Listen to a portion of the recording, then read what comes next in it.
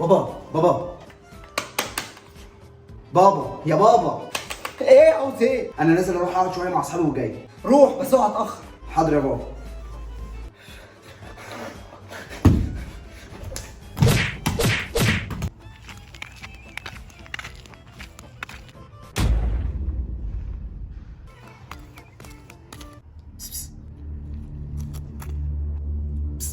ايه ده ماله؟ ده عاوز ايه؟ ايه ده؟ ده اللي معاده في المكان المقفول ده. نشوف عاوز ايه. ايه ده؟ ايه اللي بيحصل ده؟ ايه الامور دي؟ ايوه يا حاج. ايه كنت بتنادي عليا ليه؟ بصراحة كده أنا محتاج منك خدمة. ماشي طيب قول لي اقدر اساعدك ازاي؟ أنا عندي مرض خطير جدا. يا ساتر يا رب، نزل ايدك يا عم انت. هو حد قال لك على انا دكتور؟ قول لي طيب اعمل لك ايه؟ ما تخافش، المرض اللي عندي مش معدي. أنا مصاب بلعنة اسمها لعنة الحياة.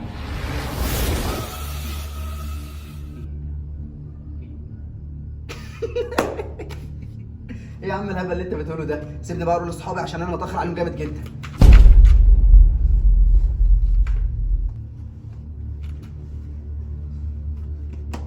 أنا مستعد أديك دول، بس على شرط واحد، إنك تاخد اللعنة مكاني. الله انت كده بجد هتديني ايفون ساعه مره واحده؟ طب انا موافق. يلا اخد اللعنه ازاي؟ كل اللي عليك إنك هتاخد الورقة دي وتقراها بس كده. فعلا هقراها وبس كده؟ خلاص ماشي موافق، مع السلامه.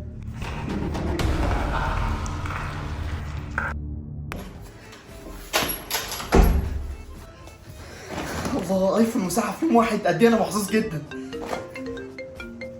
ايه ده؟ اسلام بيرن.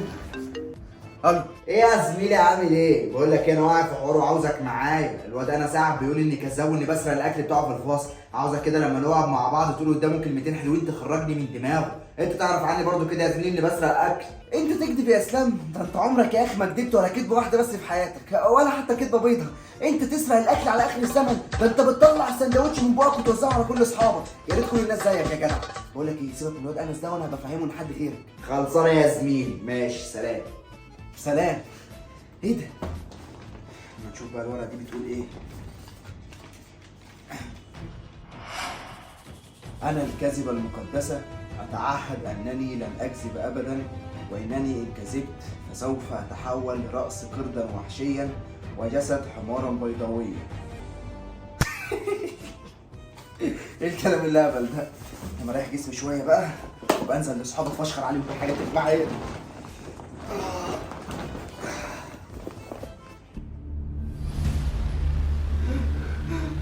إيه ده؟ أنا فين؟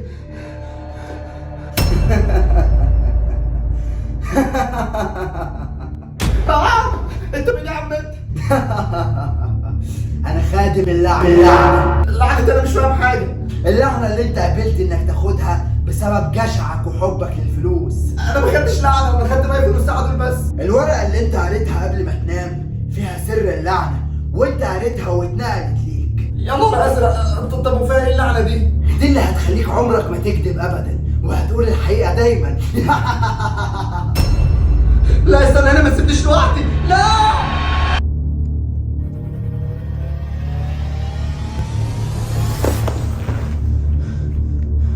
ايه اللي انا شفته في الحلم ده؟ الكلام ده بجد؟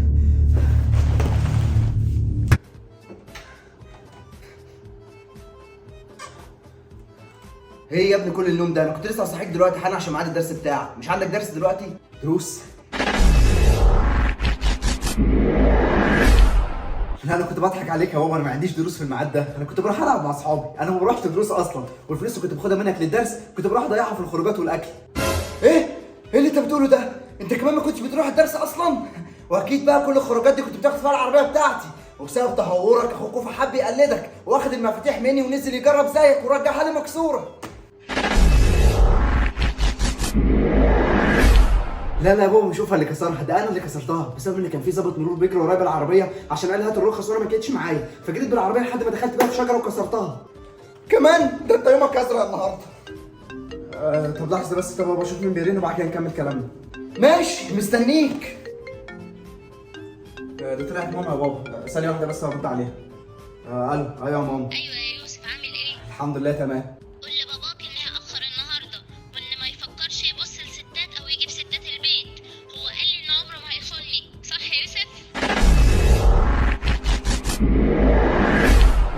على فكره يا ماما ده بيخونك من زمان جدا مع طنط هاله وطنط امل وخالته ام سماح. انت بتتكلم جد؟ اه يا ماما. طيب قول له اني مش جاي البيت تاني وانه يبعت لي ورقه طلاقي. حاضر يا ماما. يا حيوان ايه اللي انت قلته ده؟ فضحتني. انت يومك مش هيعدي النهارده. في يا بابا هو انا عملت ايه؟ تعالى لي.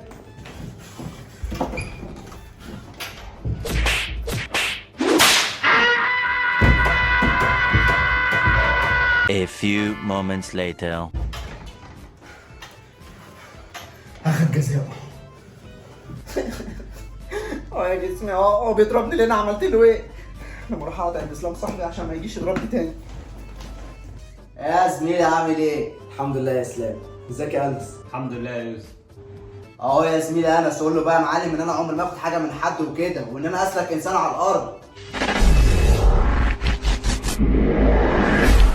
لا طبعا اوعى تصدقه يا انس، ده انسان كذاب وحرامي وبيسرق الاكل من كل اصحابنا، واللي مفهمك ان هو اسلك انسان على الارض ده ما عندوش ب 2 جنيه سلكان. ايه يا زميلي اللي انت بتقوله ده؟ مش هو ده الكلام اللي اتفقنا عليه الصبح؟ صدقت بقى يا يوسف؟ ده كمان ناس كتيرة بتقول لي ان عاقي سخن. لا لحد هنا كده وستوب يا زميلي، انا عمري ما اعمل كده، صح يا يوسف؟ يا عم اسكت بقى، عاكسها ايه؟ ده مقرطصك والمنطقه كلها عارفه ان هو بيكلمها، ده كان لسه خارج معاها من يومين. لا صاحبي اوعى تصدقه، ده يوسف ده كتب قوي. يا ابني انت بتمشي باختك. لا استهدى بالله بس كده يا انس مالكش دعوه بيه. لا يمكن اسيبه، ده انا هموته. يعني انت مش بتكلم اخته وانا ما رضيتش اقول له؟ ايه؟ لا ما حصلش. ايه هتكذب؟ انا لسه شايفك معاها النهارده. بتقول ايه يا زميلي؟ بيكلم اختنا وكمان كان خارج معاها النهارده؟ لا مش بالظبط كده، ده انا حتى محترم وبحبها وعايز اتجوزها. تتجوز مين يا ابني؟ هتتجوز مين يا ابني؟ يا ابني انت هو كفايه خناقه بقى وسيبوا الموضوع ده دلوقتي وركزوا في الامتحان بتاع درس النهارده. خلاص ماشي عشان خاطرك بس يا عم يوسف. ماشي، طب يلا نروح الامتحان وهبقى اشوف حسابي معاه. احسن لك تهرب بعد الدرس عشان لو شفتك هقطعك. يلا بينا عشان اتاخرنا.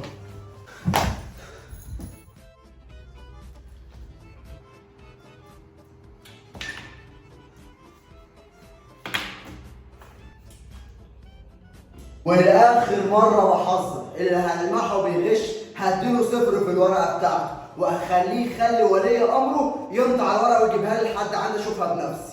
يوسف هات السؤال الاول بسرعه. انس هات ورقتك، شفتك بتتكلم. لا يا مستر ما اتكلمتش، حتى اسال اسلام. لا يا مستر ما اتكلمش. انتوا هتجننوني انتوا الاثنين ولا ايه؟ انا شايفه بنفسي. يوسف انا عارف انت مش بتكذب، انس اتكلم ولا لا؟ اه يا مستر بصراحه اتكلم ولا هات السؤال الاول كمان. ايه ده انت بتبيعنا يا يوسف؟ البس يا زميلي. اهو شفت يا حلو، انا ما اتعاملتش. اتفضل يا مستر انا خلصت. شاطر يا يوسف. انس هات ورقتك. لا يا مستر انا لسه ما خلصتش. بقول لك هات الورقه. اتفضل يا مستر. هات يا حلو عشان تبقى تسمع الكلام وما تغشش تاني. صفر. حسك جاي تجيب لي امضاء ولي الامر على الورقه بتاعتك دي، انت فاهم؟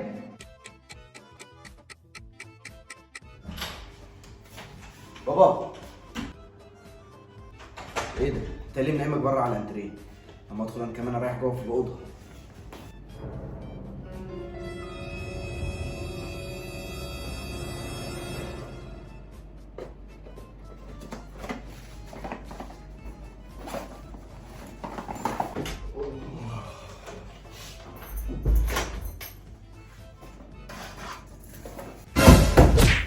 ايه ده؟ انت مين يا عم؟ انت بتعمل ايه في الاوضه بتاعتي؟ اثبت مكانك، مش عايز اسمع صوت. قول لي فين الفلوس اللي في البيت ده بسرعه. في اوضه بابا موجود فيها كل حاجه انت عاوزها، ومعاه فيزا حاططها في جيب البنطلون شايل عليها فلوس كتيره قوي، والرمز بتاعها 4 خمسات. ايه الواد الاهبل ده؟ انت ساكن هنا يا حبيبي؟ اه بيتنا. ما هو باين. المهم قول له طب ابوك دي فين؟ اول يومين يقابلك بعد ما تطلع من الاوضه هنا. طب اقعد بقى من وشي عشان اشوف شغلي. اتفضل. مش عارف مش مصدقني ليه يعني؟ هكدب عليك انا يعني مثلا؟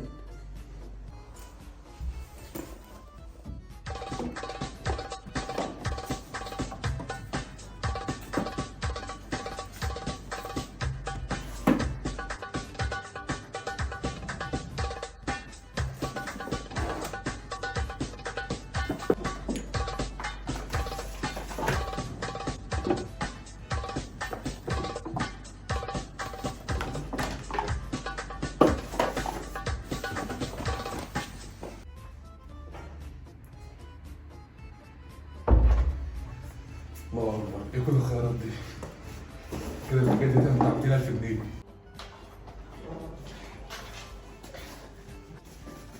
ايه اللي عملت ايه؟ جمعت لك كل الفلوس اللي انت طلبتها مني وحطيتها لك في الشنطه هنا يا حرامي. بس انت وعدتني ان انت مش هتاذينا. ماشي. بقول لك ايه يا عملت انت؟ هات نسخة المفاتيح اللي معاك عشان اخرج من الباب قبل ما حد يشوفني. حاضر انا هدي لك المفاتيح اهو يا حرامي عشان تخرج. طب تعالى انا اطلعك، تعالى. يلا بسرعة. مع السلامه في رعايه الله. يا نهار ازرق، ايه اللي انا عملته ده؟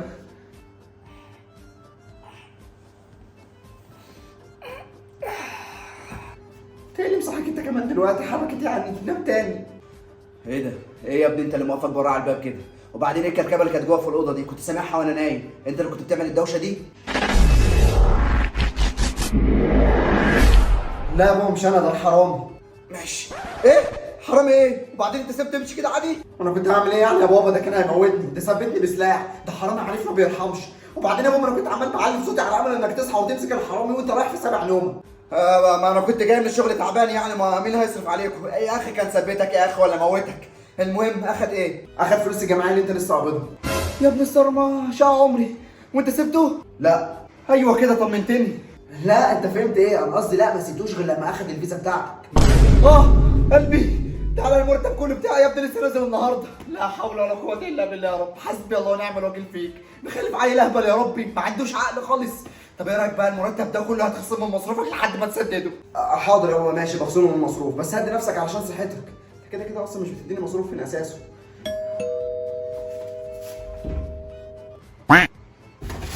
يا نهار ازرق، الحق يا بابا، في 2 ظباط واقفين بره على الباب. ظباط؟ يا ما انت كريم يا رب. طب افتح لهم بسرعه. ربنا يستر.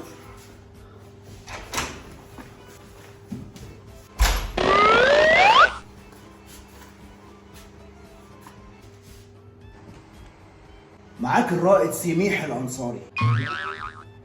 تشرفنا يا فندم. معاك المقدم عصام ابو شم. اهلا وسهلا يا فندم. اتفضل حضرتك. هو انتوا جايين عشان الحرامي لسه ماشي دلوقتي صح؟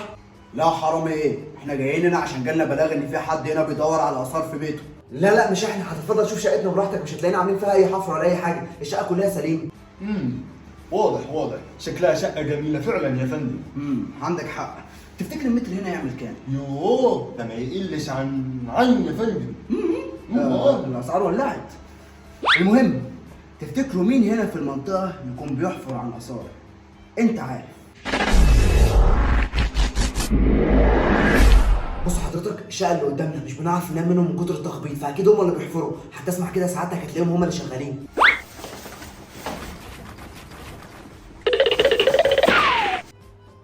يلا كويس كده هنعرف ننام.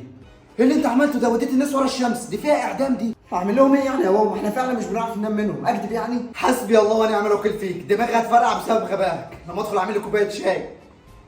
يو بقى، انا لازم احبس نفسي في الاوضه وما اخرجش منها تاني، اللعنه دي هتخسرني الناس كتير. لعنه والله، انا كرهت اللعنه دي.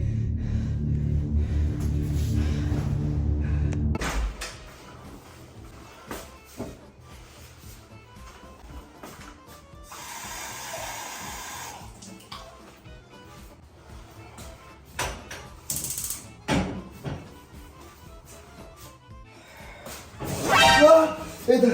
ولا ناقص؟ مفيش اي حاجه هنا امسك بيها؟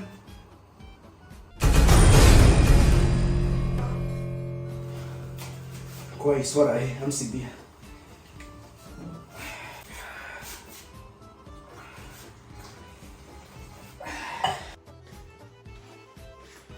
بابا بس كده، انت لسه زعل. ايه ده؟ مش دي ورقة اللعنة اللي بتتحرق دي؟ ألف مبروك، اللعنة اللي عليك اتكسرت وهترجع طبيعي زي الأول.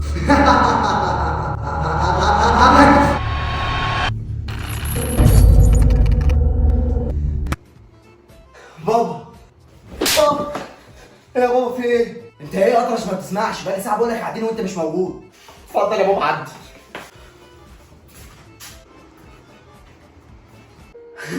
ياه انا مش مصدق نفسي، الحمد لله ان اللعنه دي اتكسرت، كانت دايما موقعاني في مشاكل كتيره قوي.